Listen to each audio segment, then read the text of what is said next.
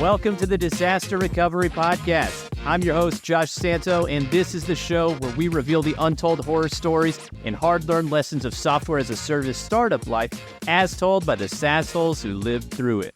Their stories about the managers, departments, and companies they worked for will leave you thinking, what a disaster. Our mission is to help you bring order and sanity to the chaos you will undoubtedly encounter in your own adventures in SaaS. Through stories and conversations with our guests who have been there and done that in all aspects of SaaS, from sales, marketing, product, and more, you'll get the tools and insights you need to recover from disaster.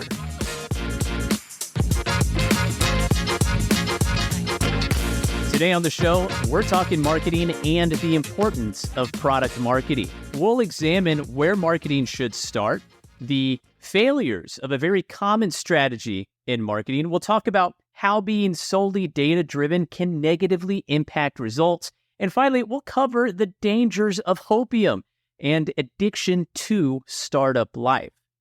Now, our guest is a marketing professional with 16 years and 12 plus startups under her belt. She's always been a marketer at heart, but that wasn't her original career choice. Initially, genetics was her passion, but in college, she made the switch to marketing and focused specifically on consumer behavior and what drives them consciously and subconsciously, which is critical for understanding the personas that you need to target and reach out to in marketing. After school, she began her career in corporate marketing before eventually moving to startup life and has done everything from digital marketing to product marketing, demand gen marketing, account-based marketing, and more. I'm excited for you to hear her story, but before we get into the interview, I ask that you please keep the following in mind. The stories shared on the diSaaSter Recovery Podcast are based on anonymous individual experiences at real companies. The goal in sharing these stories and perspectives is to help fellow SaaS holes learn from each other, get a much-needed sanity check, and build empathy along the way. No specific company or person is mentioned. If a story feels like an attack on you or your company, then we encourage you to reflect on why that is. And with that, on to the show.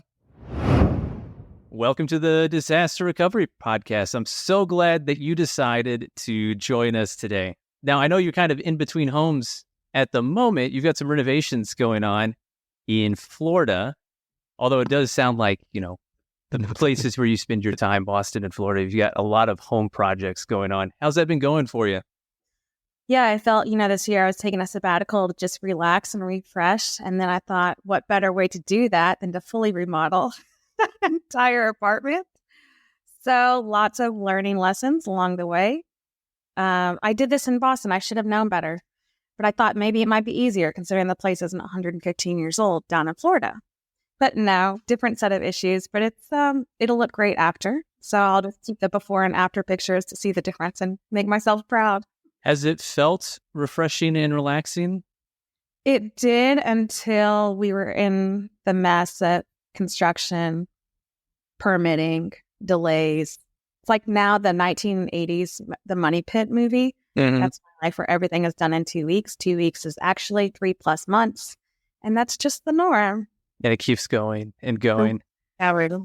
Well, you certainly earned your sabbatical. I hope you are able to find those moments of refreshment and relaxation. Definitely. We're so excited to talk to you about your own disaster experience today.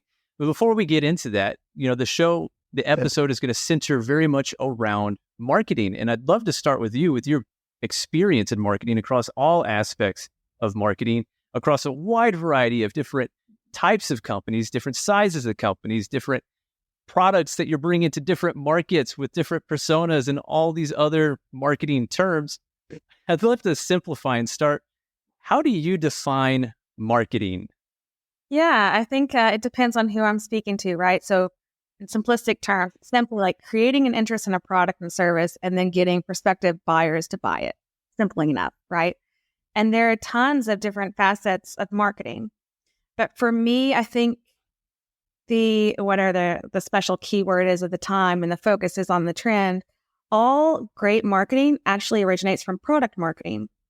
So depending upon the company that you're at, they define that differently too, right? There's no easy explanation. I think to me, this is basically product marketing is responsible for getting the right product to the right customer at the right time to make sure that there's adoption. Simply enough. Behind the details of that, basically, if product owns the product roadmap and how the product is developed, product marketing owns everything from that product out to the market, the go-to-market strategy or plan, how it's going to be communicated, how the long-term roadmap is followed, what the product needs to have in terms of taking that product to market, and how to generate demand and interest and evaluate that for customer adoption going forward. Well, I love how you started out your answer with, well, it depends on who I'm speaking to. And I couldn't help but think how officially marketing that response is, because that's what it's all about. It's understanding who is the audience, what is the message that they need to hear, which ties into your comments about product marketing. How do you make sure that the right product gets the right people at the right time? And a good deal of that is not just understanding the market, aka, what is the context? Who are the people? What is the world like that they are living in and the way that they perceive it? What is the product and how does that enable a better life? And is that something that they would want and provide value? And does it provide value to them? Which gets into the product marketing discussion. So I'm so glad that you highlighted that. Product marketing is obviously very close to my heart, since that's actually where I learned a lot from you about was product marketing. So for those of you listening, this is someone who helped me develop my own understanding of product marketing as a newer product marketer who had no idea what he was doing. So it was very helpful to have someone with such a strong perspective on what it is, share that, and help shepherd me to the right people at the right time and be the right product. Now, next question that I'm going to throw your way. What do you find that people typically get wrong about marketing? I wouldn't narrow it down to one particular thing. I would say the challenge is the perception of marketing versus the reality, right? So typically, and you see this across the board. You go on LinkedIn, you see people's profiles, and in their header, they're like X Uber, X Square, X fill in the blank of the top successful companies that they've been at that have had acquisitions or have gone public, et cetera. And so then startups who are just growing, maybe a Series A or seed, and they need that savior to come in and really develop the product that they want to be the next Uber or Square, right? And so there's this perception that that person brings their success with them, and it's like a copy and paste playbook. Now, I can't tell you how many times I've seen that go wrong. I would love to say I've seen it go right, because it does happen, right? Some people are at the right place at the right time, just like product marketing. They just figured it out. In my case, companies hire that key sales guy, and that sales guy is supposed to bring all these customers. And then it's a different company. It's a different aspect, different timing, different product, and everything changes. And a lot of times these startups want all that success to ride on that one individual, be a chief product officer, chief sales, or chief marketing individual. And it doesn't end up working out exactly like they had anticipated, or their expectations aren't lived up to. So I completely agree with that idea of you can't just copy and paste. But before I share what I think people should do, I'd love to hear from you. If it's not copy and paste, which you said there's an exception sometime, you could just happen to be the right person at the right time in the right market circumstances. Assuming that's not the case, if no copy paste, then what can you do or what should you do? Yeah, I think that the mindset is there. Like if you truly understand how to evaluate the customer, what the customer life cycle looks like, granted the customer or the buyer personas will shift, the messaging might change, but you understand how the process works. You've seen it enough to where you can fill in the gaps with enough knowledge of whatever company and product that you're at currently. So it's almost like not necessarily focusing on the specific details, rather thinking more about the framework which got you to those original details. The foundational elements. Yeah, framework.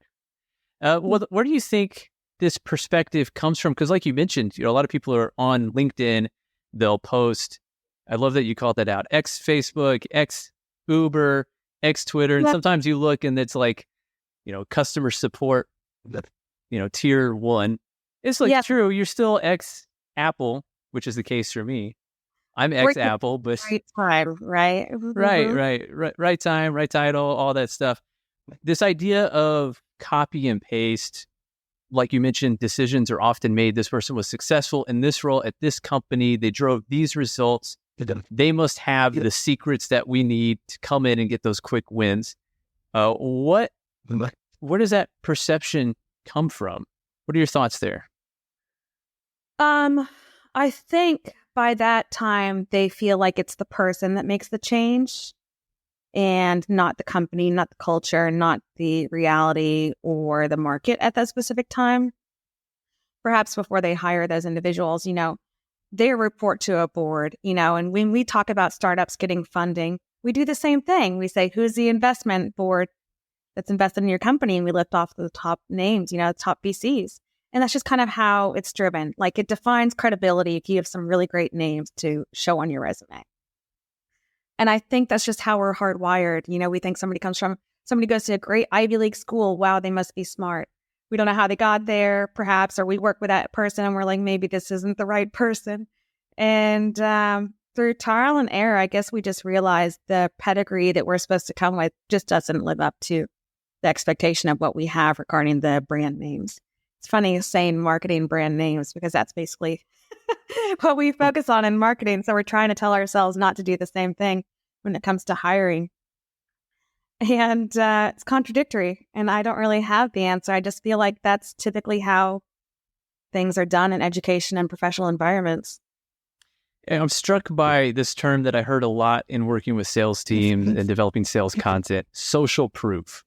And when you're thinking about those people who are saying, I should appeal to you, I stand out because I worked at this previous company, with the assumption being that you want to emulate that type of success that they had or repeat that success that they had. And I'm a key player in that because I've been around success. I've touched the success. I have the mark of success, and I've proven it by this logo that's associated with my name. So that's a thought that I was struck by of just how wired we are to look at what others are doing and say, okay, that worked for them. They had this person. Let's have this person as well. Maybe. I don't know. It could be completely wrong. Sometimes there are those visionaries like Johnny Ive, right? He was the visionary behind Apple. And maybe Steve Jobs was a wonderful executor and also somewhat of a visionary. But if it weren't for Johnny Ive, it wouldn't have happened. And I think some people, it's really difficult to differentiate the true visionary and then others who worked with that individual who are riding the coattails of that success. Absolutely. I have often heard descriptions of product market fit very much being this, when you have product market fit, you know it. That's the first vague definition that I often hear. And then the other part of it is it's like a nonstop adrenaline fueled roller coaster where you're going super fast and you're hoping things don't break, but the success just kind of keeps rolling in. And I am completely lost my train of thought with that. With product market fit, yep, I completely lost where I was going with it. A lot of times we think that product market fit is static, right? And we're basically taught this. I don't think that the curve has changed much throughout this 30-year time period, but we're taught the minute that we hit product market fit, we cross the chasm, we've had large-scale adoption, hockey stick growth, ta-da, we made it, we're going to go public. And the challenging time is actually, maybe now is the best point that we can relate to, is that you might have had product market fit with a lot of early adopters, and maybe you truly didn't understand when that changed. Or maybe your product was nice to have, and the market has changed, customers' needs have changed, and what would have been great 2 years ago, now if your nice to have product doesn't define ROI, the CFOs who are driving the budget now determine, that product market fit changes. And just because you have it that one point in time doesn't mean it continues. It's more like a dynamic ecosystem. It's not a static point. And your point there reminded me of what I was originally trying to say, right, which is product market fit can help you cover for less than ideal foundations in certain elements. When you've got that boom, the market hits the problem, You Yeah. might not have the best messaging and positioning. Maybe you're the first out there and people just instantly get it. But the point that you just brought up, when the time comes to adapt, and if you don't have those right foundations in place, which are processes as much as the people themselves, like you mentioned, Johnny Ives being the visionary and other people riding the coattails of his success, or the success that he brought, I should say. That's kind of the same of when you have this thing that's really successful and it's really good, you can overlook these different foundations, and really understanding what made it successful can be hard to and analyze. maybe you're right. Maybe it's a combination of factors, and most of the times it is. It's not that one person who was successful. It's a team of individuals. It's market timing. It's product. It's early to market. Everything, right? It's like Absolutely. Meets luck is when perseverance meets opportunity. Yeah. Mm-hmm. And timing and luck is such a big factor there. So speaking of the ins and outs of marketing, what's a strongly held opinion in marketing that you completely disagree with? Yeah, the data drives everything. I remember even putting on in fact, it probably still is there on my LinkedIn profile, my resume, like data-driven marketer, because a lot of times at the beginning, marketers were fighting with being so brand focused and vanity metrics, and that really wasn't the core data that you needed to focus on. The core data was the KPIs that you were driving. So there was a difference between marketing at the time and how that shifted when everyone was focusing on big data and what did that mean. So everyone's data-driven. Everyone's consumer insights driven. But what does the core of that really mean? How does that define you and how your working style is? And over time, it's great to be data-driven. Obviously, you need numbers to back up your decisions going forward. But there's a lot of context behind that data that's not even surfaced. And that's the challenging part as a marketer. We are always fought to go for the number, and we're the scapegoat of many different times where there's either sales and marketing friction, or in product marketing, it's product and marketing friction. And the challenging part is we all have a number now, whatever that number may be, number of leads, number of conversions, number of sales, number of bookings, etc. And we're all striving to hit that number so much, we don't understand the context of why we're not hitting it or why we did in the first place. Like why we have a certain number of leads, for example, why those leads are or aren't converting, example. And potentially over time, like over many quarters, or when we have to go back to the board meeting and state, we're not going to hit that goal, even though we communicated we were full steam ahead, is because we never really got the context behind why we were doing or making our achievements or not, For example, we don't know why the customer bought to begin with. It could have been they were under the wire and they had to hit the budget number before their fiscal year was done. It could have been they needed something to steam, kind of like put the steam behind their career and their next career progression that they were going to make. We don't truly know all the context that's there, but when we try to replicate that and scale it, it's really challenging without having that context behind the KPIs and the data. So when you were breaking that down, the understanding or the summary that I took away from it is this idea that decisions with data without context could potentially put you at risk. Absolutely. So it's not enough to be data driven. It's not enough because, when you are hiring someone or when you're trying to get these big players at your company, and you're trying to show off all the success you've had, and you will state, we have X number of bookings, we have X number of retention for our existing customers. And nobody really explains why. They think they have product market fit. They have the numbers to show why. And then you get there and you're like, okay, these numbers were inflated. You threw a bunch of money at the game and you decided to go all in on paid advertising and performance marketing. And that's why you have a huge influx of leads. It's not because the market was driving interest to begin with. And then over time, you find out all of the pockets of missing information and the contextual data that you would need behind that. And to be clear, your argument is not that data is unimportant or data should be ignored, right? The whole thing is you need to understand what the data is actually telling you. And to do that, you have to dig into why. Why are we having these results? Which can kind of be hard going from numbers to getting to the actual why. The example that you brought up is one of the examples being inbound leads and looking at those different data points. How would you dig into a number like that to really make sure that you understand the context, and then make sure decision makers understand the context of the data. Well, that's the thing. When you're the manager, the tactical executor of the specific marketing campaign, you know what's happening. You know if you've increased your budget, you know if you've adjusted certain channels for distribution for marketing. But as you go up and report on those metrics, and that those metrics get reported to the board, they just want the number. They want to know the percentage or decrease of that number. And they want to see it obviously going up and trending upwards going forward. So a lot of that reasoning and explanation gets lost or not communicated in until it's too late in year 3 or 4 quarters down, where they want the reasons why they didn't hit their goal for the year. So it depends upon the level of hierarchy and how many people are involved in the strategy versus the tactical execution. And then from a numbers or metrics perspective, because there's no way that we're going to get away from that and being data driven to support that. Like you mentioned, you know, the people that you report to are reporting these numbers up to the people they report to, are reporting the numbers up to the people that they report to. The context is absolutely going to be lost. In some cases, the context might not even matter to those individuals, which we could argue is, you know, right or wrong. But I'm curious, are there any metrics or, you know, data points you found in your career to be consistently the ones that should be focused on or prioritized above all others?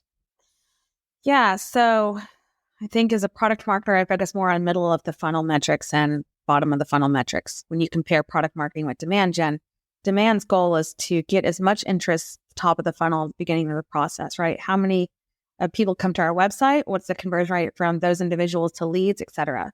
What ends up happening is the KPIs that are focused on is if they're stuck in the funnel, like they're not really converting, they're not closing deals, they're just kind of sitting there and waiting. And that's when we truly need to evaluate whether those individuals are part of our personas. How many of those closed deals are actually the intended market that we built the product for and that we got the market validation for versus random individuals that happen to just purchase the product. I think that's true evaluation. How many of those customers are your actual buyer personas versus outside the realm? Absolutely, because you're spending sales resources, marketing efforts and materials, different internal resources beyond just that to support what you're calling out, people that may not actually be the people that we should try to sell to or invest in, not without the research and context needed. Because the product might work for those individuals, but that doesn't mean the positioning, the collateral, the things that are going to help them make a decision work for them. And that takes research, and you got to prioritize what's going to be those easy wins versus those hard wins. Or they might have a higher churn rate. That tends to happen a lot more in SaaS, where they buy, but then they realize it's not the best fit for them. The sales rep's already sold the deal. There's no clawback. They already made their commission, and yet we're stuck with a low retention and a high churn rate that we need to fix later on. Yeah, which is a prime indicator. I'm reading a book right now called Obviously Awesome by April Dunford, which is about positioning and the importance of it. And one of the things that she calls out is exactly what you describe. If you're finding that you're closing deals, but those customers are churning, and before they churn, what they're asking for are features that your team is like, this will never be a part of our product, because they're trying to get your product to be what they understood it to be or what it was sold to them as. And when that's not the case, then that leads to churn, and it's typically indicative of a positioning context research issue. So that's a very timely point. Yeah. Well, look, you've got a lot of experience and stories. I would love for us to hear your diSaaSter stories. So tell us about this experience you had that left you feeling like, what a diSaaSter. Yeah, I think I had a difficult time with this, trying to figure out the true diSaaSter story that I wanted to share. One, I wanted maybe others to have something to go off of. If they had an experience, a challenge or something like that, I wanted them to use this red flag and not make the same mistakes, right? Absolutely. And that is the goal. It is, let's hear stories from real people who are cutting through the crap and sharing, hey, when this happened, this is what I learned. And if you're experiencing it, you might want to be on the lookout because it's a red flag. Absolutely. So I thought of one, and it's not just one mistake. It was like early on in my startup career. And I always come back to this example. And no matter how great the startup is that I'm at for a particular time, unfortunately, marketing doesn't have a long tenure. I always refer back to this example. I'm like, oh, I remember I had experienced just this. And, at the time, tech was so important, and it was all over. The media was blowing up tech industry. Everything was great. Large tech publications were covering everything. Large mainstream media was covering tech. And it was just a great time to be in the industry, period. And I had recently left my corporation that I was at, who also had technology, and I wanted something that was more lively and engaging and just like fast speed. And I had these rose-colored glasses on, like many of us do. Sometimes they come on, sometimes they go off. And I followed TechCrunch, and I followed all the blogs, and I was on top of everything, the top VC firms. So I made a list, here's what I would look for in, a great technology company. Now, mind you, I had to have experience in that realm. And this startup that I was at or going to, it was right up my alley in terms of the experience that I had and what they were looking for in terms of the fit. And they had great VCs at the time. They had a really good executive team. Everything seemed to check all the boxes. I think the only thing that didn't check off was I was living in the city of Boston. I didn't have a car because I got rid of my car when the other company went remote. And I thought, oh, crap, I can't get out of the city. So the only checkbox that wasn't checked was I needed transportation out of the city to the burbs to work at the job. That was it. Easy enough. And then I just thought that was a great opportunity because I was going to be a one-woman show. So I had a lot of responsibility. It was a huge growth opportunity for me. So I was the only marketer that they had at the time. Well, they had a VP of marketing, and she had all the product managers that reported to her, but I was only the regular general product marketing manager. And I was responsible for brand awareness and generating leads for the sales team across numerous different activities, public relations and marketing, sales support in terms of enablement that they needed. I was there to help launch and promote the 2 product lines that they had. This was before I even knew of product marketing. This was just marketing of what it was. And we weren't so siloed in terms of the activities that marketing did. So they had 1 software and 2 hardware. They were doing 2 different markets. So I had to do the brand refresh for the website, the marketing materials, the collateral. And I worked with contractors, obviously, because one person can't do that all. Product marketers, the data science team, the sales team. And every day was different in terms of their responsibility. They had lots of moving pieces and lots of people. And I was working nonstop, and I just loved it. And I thought, what a great time to be at this company, because they had just raised a Series B funding before I'd arrived. They didn't have enough brand awareness at the time, so I was going to be responsible to helping increase that. And the focus of the company was such a great time where, when you raise a round of funding, you have all this money and you want to focus on the culture and the visions and the values, because as you hire, that's what you're going to be hiring for, is the fit. It was wonderful. So marketing obviously gets involved in that side of things internally. A lot of people don't think about marketing internally at the company, working with HR and the team. And that is also an area that we do. And so we were in the process of raising another round of funding, Series C. And we had one of the top 10 VC firms that we were trying to secure funding with. And I just remember the CEO of the company being saying one time, I tried to raise with them a while ago and they wouldn't even take my phone call. And now look, they're investing in our company. I had no idea what that would look like and what how that would change the game. But I knew it was extremely important. And I knew having the major investor was going to take us to another level. And everything was great. Everything was great for the first year. Everything was awesome in the first year. And I bragged about it. And I was so happy and proud. And I loved my I actually, throughout my career, I've had some great colleagues, bosses, et cetera. And I've been very lucky on that side. I haven't timed startups correctly, but I've worked with some great people that many couldn't, right?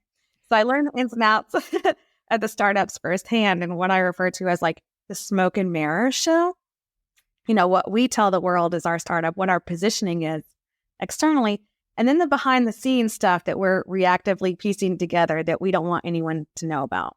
And you don't ever know what's behind the scene until you're actually there. you're in the thick of it and you're like, oh my gosh. And then you reevaluate and you're just like, maybe this wasn't as great as I thought it was going to be. I think that that's such a common experience. I've certainly Yeah. felt that firsthand. You're right. You don't know until you actually get there. Yeah. And I've learned firsthand that you, as an interviewer, speaking to an interviewee, you're stuck between how honest do I really get without scaring this person off? Because we could use their talents and their expertise and their ex-Uber, ex-Apple LinkedIn profile to have that social proof to say, like, we're a team that really has it together, but you really don't know how much is actually happening behind the scenes or how chaotic it is. So I love that you brought that up. So we were riding like this huge wave of high profile success. And we were invited. I mean, we had research grants at the time. The product was award winning. It was foundationally, in terms of social proof, you can't get anything better than research validation. And if you have that as a technology, it puts you in a different level. It's not just like, oh, you have customers. You actually have data science that's rigorously validated, so your product works. So we were riding this high profile success, and we are invited to participate in CES, Consumer Electronics Show, which is enormous, like over 100,000 people, probably even more so now than it was then, just gathered together in Vegas. And our invitation was to be a part of like the startup section where we were the disruptive, new, innovative technology at the time. Great branding, especially for marketing. And we knew that all of the big brands were going to be there, all our prospective customers that we wanted to have, like Sony's and the Samsungs, et cetera.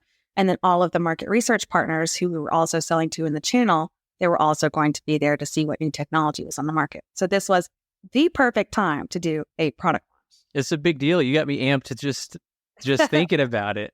Yeah, we were in the advertising research space, and the advertisers were going to be there, the publishers, the investors, everything.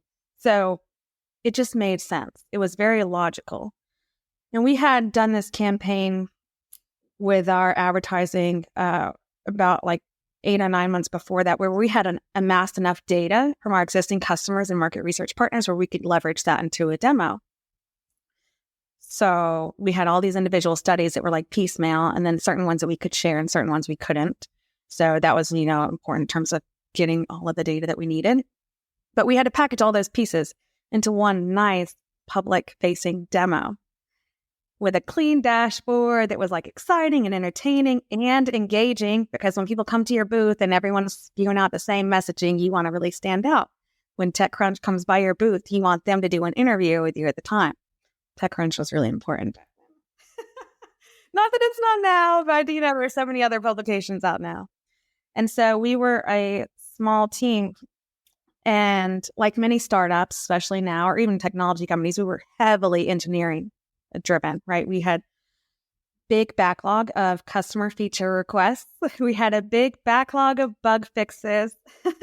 And we had additional feature enhancements that we had already put on our product roadmap that you communicate to the customer and secure, here's where we're going with Azure. You get them aligned, and then here we go.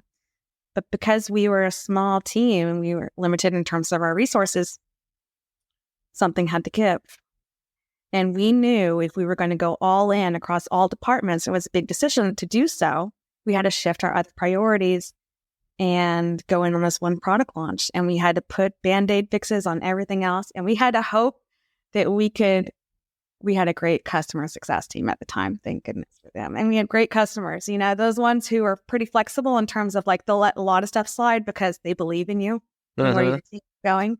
And so we had to hope that the customers loved us enough to wait a bit longer for their feature request that we had already committed to like 2 or 3 quarters back. And our data science team, they were very fast, very nimble, and very smart and intelligent. And they had so many great algorithms that worked. Some worked better than others. So we decided to leverage our strength and, much like magic, focus everyone's attention on the algorithm that worked, and then a redirection ploy to not focus on the things that didn't. That makes sense. That's the common vaporware strategy, right? Yeah. And then with this one demo, we had like everything going in our favor. but we had problems with the demo. And we didn't have problems with the demo when we were in, the lab or in our office. We had problems with the demo everywhere. We had problems with the demo the night before when it was crashing. We had problems with the demo the time, like maybe I remember like 30 minutes or an hour, I was on the phone and the VP of engineering was yelling at me because I was freaking out because the demo wasn't working for the biggest show and he was trying to keep it together for his engineering team. And it was a high stressful situation. And they did what they could do. But we all knew that we were doing it so fast and we were trying to crank out like a full scale demo within such a short period of time. And so we had crashes and we just assumed that was going to happen. One thing that worked in our favor was if you haven't been to CES, you have all of these attendees and exhibitors.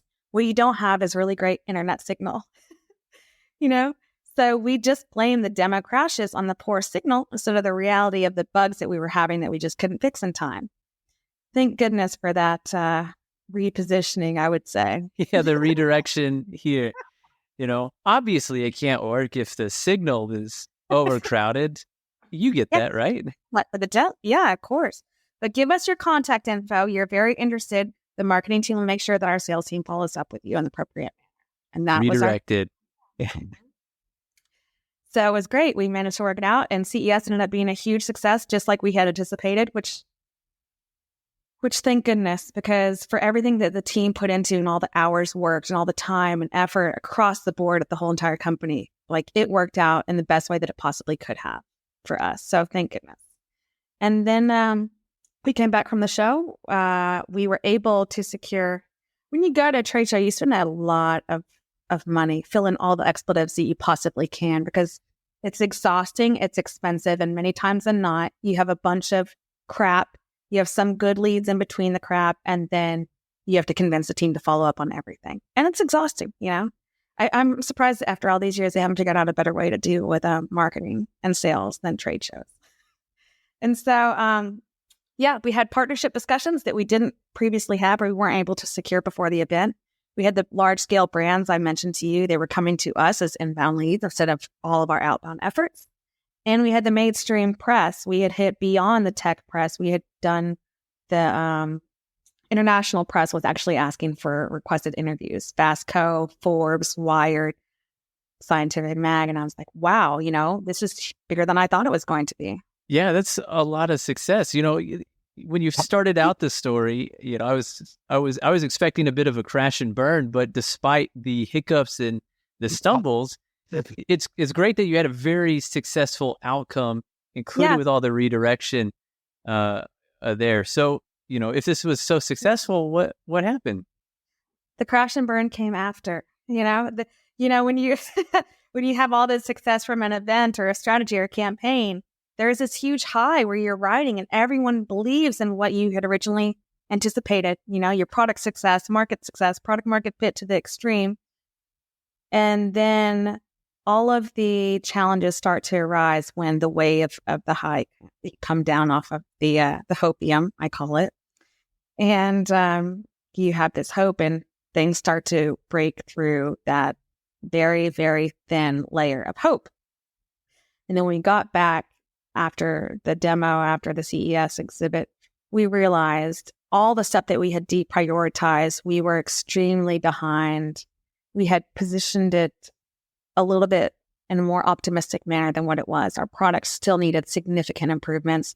It wasn't just a demo that wasn't working. The algorithm still needed to be improved across the board rather than just that one we focused on. And we realized that although we had tons of interest, the adoption part just wasn't fast enough within our burn rate. It was a longer sales cycle than we had originally anticipated. We had the early adopters, which they couldn't wait to buy. We had the testing and research ones like Honda. They were always involved since the beginning of the conversations, but yet they weren't moving the needle. They weren't closing the deal. And then we just realized we won't be able to continuously fund this. We won't be able to deliver on the backlog that I had mentioned earlier that we had postponed for so long. And then the customers the ones who loved us started to get really frustrated because not only were we behind in prioritizing that demo, that also put us behind for the next 2 quarters of our product roadmap. So then what happened? Well, then you run out of money, you overexpand and you grow, you overhire based upon your last round of funding, and then things start to change and you kind of see the train kind of going off the tracks. Now I identify it way earlier on. At the time, I just thought, wow, this doesn't look good. But let's see where this goes, because the company was great. I believed in the company. I believed in the product. I believed in the people. I believed in the market, and we were going. And I was drinking the Kool-Aid and taking all the hopium I could get. And then the CEO who brought that VC, who brought the executive team, then he left. And I was in utter shock. I mean, I was so naive at the time. I think I actually remember crying. And I put all of my hope into these people that were running and leading the company, which, of course, because it's top down, right? Success starts from top down at companies. And if they're leading it, and if he's not going to be there, what the hell are we going to do? Because our vision and strategy was based upon this guy. Our investors was based upon this guy. And then he left. And that was, besides when the product started to not work, that was like the first sign. Because before, engineering and product they were able to hide the ineffectiveness of the product. And then kind of after that big show, and then marketing and sales and HR and everyone else was involved, we all got to see the challenges that our product had. And then when the CEO left, there goes the vision, there goes the strategy. And then the other executives started to follow suit. And my VP of marketing left. And I just adored her. And I thought, when she leaves and the culture changes, and it does. And then they did another round of layoff and another round of layoffs. And then finally I was a part of like the third round of layoffs, I think. And they replaced marketing with HR. I thought, well, that's very strange. But I guess if, you're running out of money, you're going to do whatever you can do. And they weren't raising enough, and they didn't have enough customer adoption at the time to really pull it through. It's so much happening very fast, right? And some of it actually ties back to our conversation around product market fit, because you certainly, especially with this event, found the market fit, but the product didn't actually meet what the market was needing. And what the market was needing was what the team was marketing and what the team was selling.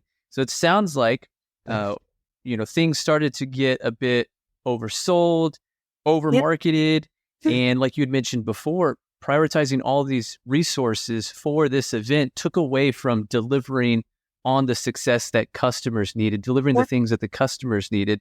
And you mentioned, you get by with really great customers who are patient, who understand the stages of the company, and who are willing to, wait to some degree.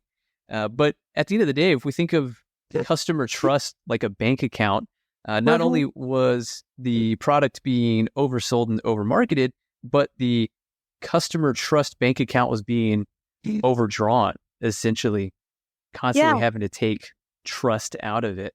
And I think that's so interesting that you have such a clear moment of we're almost at like peak success, and the montage would start right here. Creedence Clearwater Revival would start playing, and you would just see these successes and these deals going over and over. But instead, this montage is not the greatest montage.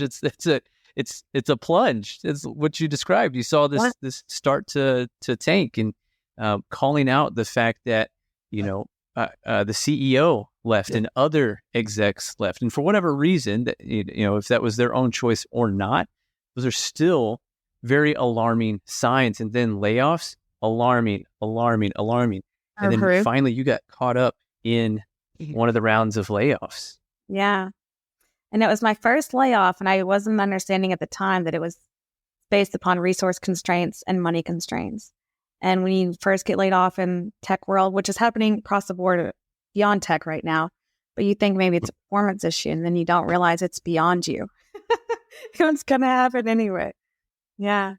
So you rode this wave and you experienced the crash. What happened after that? Yeah, so they had two co-founders, and they had two different products like I had mentioned before. So one co-founder took one product and the other one took the other, and then they parted ways. And I followed the co-founder. She was starting up her own startup, and it was great timing. And I thought, okay. And she said that they didn't need a full-time resource at the time, but she would love to work with me and I could just do the marketing there. And so that's when I decided to scratch the itch of wanting to start my own thing and do marketing consulting and start my own little firm for other startups as well. Oh, so that's so great. You went into this new experience of the startup world. You rode this roller coaster. You experienced a tragic for the company type ending. And then you found your own business as a result. Yeah. And when I had consulting for, I think, 4 years, I had that consulting agency. And so a lot of the startups I worked at were through consulting. Wow. Well, thinking about your experience, what was one of the top takeaways, or what were some of your top takeaways and lessons that you learned that you now apply going forward? Yeah, absolutely. Okay. So I think that the first thing is you have to believe in the leadership team, because the team of the leaders in the C-level, that's who's going to drive you to success or failure. And surprisingly enough, marketing tenure, the CMO is not very long, right? Maybe 2 years for startups, maybe even less. But if a top C-level leaves, like a CTO, a CPO, a COO, or like everyone else except the CMO, if one of them leaves, you should really try to investigate why. Because in my experiences, when someone leaves to that high of a level, there's a bigger reason why. And then that's the first indicator that the company is having some challenges. It's an interesting call out. The data point, to go back to our previous conversation, is an executive departure aside from the CMO. So make sure you understand the context, which goes right back to the argument you're making. Data-driven decisions require context. You learned a data point to consider and then dig into the context is executive departures. Yeah. The other thing is the checkboxes are still there. You still want to work for a very strong executive team as the leaders. But through all of the office politics that I've been involved in through startups, and every company has it, right? You want to make sure when things are extremely tough and challenging and you're really pissed off and you're fighting against each other for whatever it may be, that those executives can get through the challenging parts together. If not, the relationship significantly tumbles and everything around that relationship is a challenge. And then going forward, there's some issues with that. For example, the CTO doesn't get along with the chief product officer, or the CMO doesn't get along with the CSO, chief sales officer. What does that mean? Because if they don't get along, their teams are heavily loyal to that leader of that department. And there will be delays and there will be friction, and some friction is acceptable, obviously healthy friction, I call it. And then some friction is really challenging for teams and people to get through. So if the executive team has worked together in the past, that's a great sign. If you just have individual executives that have great careers or pedigrees or profiles or whatever it may be, but they've never worked together, how do I know when shit hits the fan? Because it always does. They're going to be able to get through it. And then they're going to lead their teams and departments and the company as a whole through that challenging time. And this still happens. I think this will continue to happen as funding goes, and as startups raise funding, they spend a lot really quickly. And when we talk about the data, the context behind data, a lot of that is driven by short-term vision and short-term goals. We have to hit this number for this X time period for this round of funding, and everything is short-term. And by I mean short-term, I mean like a year and a half, maybe max. Maybe anything less than a year is short-term for startups, right? And if those startups are only focused on going for that one goal, one product launch, one feature, one round of funding, they're not looking long-term. And they're never going to anticipate what could happen in the market that would significantly affect their startup ahead of time. So start to evaluate the short-term goals that the company has and long-term. And I don't mean long-term like vision. We're going to be the number one disruptor. Fight the vanity messaging. Fight the marketing messaging that they're going to give you. And realize the long-term growth and vision. Is it sustainable? And does the company have what they need to try to go beyond that next round of funding or whatever that first or second milestone is that they need? And the last, which is probably the most challenging because humans are emotional, regardless if we try to be as logical as we can, fight the hopium and get out sooner. You always want to hope for the best. In startups and technology, people are either startup people or they're not. And those startup people have a profile. We love change. We love innovation. We want significant growth and want stuff fast. And that's just typically how we all roll. But we have that hopium that we ride. It's very addictive. And then once we have more of it, we just want more and more and more. Challenging part is it, with the rose-colored glasses, does not make you, it does not help you to realize the reality of the situation. You think it's going to get better. It doesn't get better. There's just more red flag after more red flag. You leave a bad relationship because you finally can't stand it anymore. It never got better what you thought it was going to get better. The same thing is true in professional environments. You should get out sooner than later. Don't ride it to the end because you're going to wish not that you got out, but that you didn't get out sooner. I think those are great takeaways and so specific. Just to recap, do you believe in the C staff? Does the C staff have a successful history or record of working together?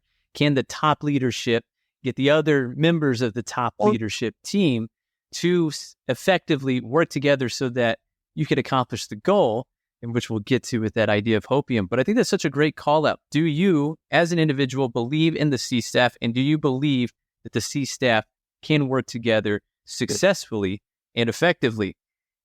You also called out this idea of, is there a focus on short-term or long-term goals, and getting away from the idea of the vanity messaging, like we're going to change the world by doing X, Y, and Z with this product that delivers ABC, but really get it into, okay, how are you planning to do that? What's happening next? What do you need to accomplish right here, right now? What do you need to have accomplished in a year? What does the next year and a half look like? Questions like that can help you as the person thinking about joining a company or person who is at the company hearing about new OKRs or new whatever the case may be that's being thrown out, can ask these questions to really understand for yourself, is this a short-term focus, which is, unavoidable that you will have short-term goals, but they should all tie to the longer-term goal and really understand what that is. And finally, and I think one of the most important points, fighting hopium, being able to see things as they actually are, not the way that your very team has positioned them, really understanding the context and the applicability of the product within the market. Is there actually a fit? Because you're right, there is that hope. There's a hope of a very successful outcome, financially, personally, professionally.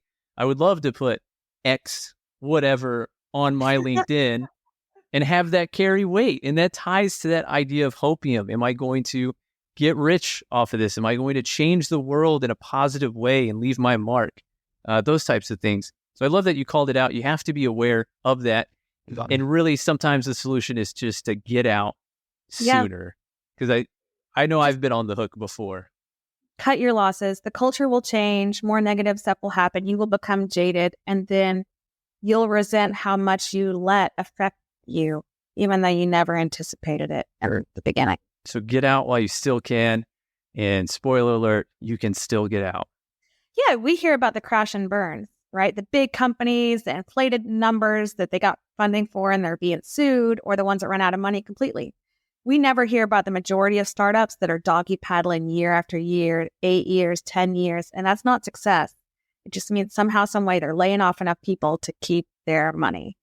That's right. And it's okay if that's the type of experience that you want to be a part of. Just see it for what it is. I think that's such a great lesson. I appreciate you taking the time to join and share your diSaaSter story with us so that we can all learn from it. Thank you for having me. I appreciate it, Josh. Great conversation with a seasoned marketing pro who shared some solid and maybe even some controversial perspectives. We talked about how marketing is about getting the right product to the right people at the right time.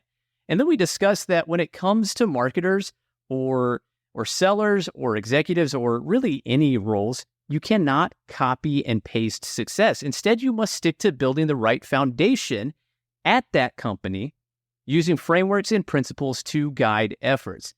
And then we also explored the folly of making data-driven decisions without the context that's necessary to understand what the data is indicating. And now, how about that story of diSaaSter? Where she spoke about an event that could change the entire trajectory of the company, and it did.